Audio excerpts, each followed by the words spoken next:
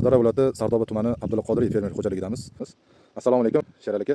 Paxtalaringizni hozir ko'ryapmiz, kuzatyapmiz. Juda ham chiroyli ekilgan. Mana shu avtopilot, ya'ni bizdan olingan agropilot haqida qisqacha fikrlaringiz bilan o'rtoqlashsangiz. Birinchisi o'sha savolim, avtopilotda o'sha ekishning eng katta afzalligi nimada? Ekishda afzalligi birinchidan joy qoldirmas ekan, to'g'ri ekar ekan juda. Bexato ekib chiqar ekan, hamma tomondan zo'r ekan nimasiga. Ikkinchidan keyin juda traktorchilarga qulay bo'lar ekan, charchatmas ekan traktorchilarni. Ham ish unumi yaxshi bo'lar ekan.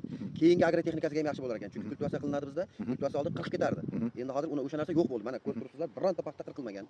Tekis holatda hammasi. Kultivatsiyasini ham o'shanga moslab, o'sha bilan qilganmiz. Umuman ziyon yetmagan paxtaga. Yaxshi hamma tomondan.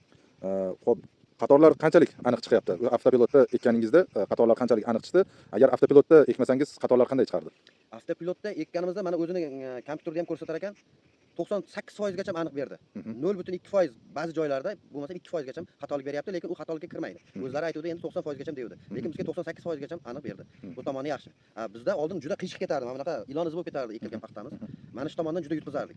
Juda katta xato bo'lardi. Xursand bo'ldik. Katta rahmat sizlarga. Sizga ham. Traktorchimiz, ya'ni sizning mexanizatoringizga qanchalik yengillik bo'lyapti avtopilot o'rnatgandan keyin? Juda xursand. Juda ham xursand bo'ldi. Mana shunaqa yengillik bo'lsa, yana ham ular shijoat bilan, xursandchilik bilan ishlash nimasida yuribdi. Natijadan ya'ni ko'nglingiz to'lyapti, shunday? Ham to'p. Rahmat sizlarga katta. Nima deb o'ylaysiz? Kelajakda barcha dalalarda avtopilot bo'ladimi? Kerak.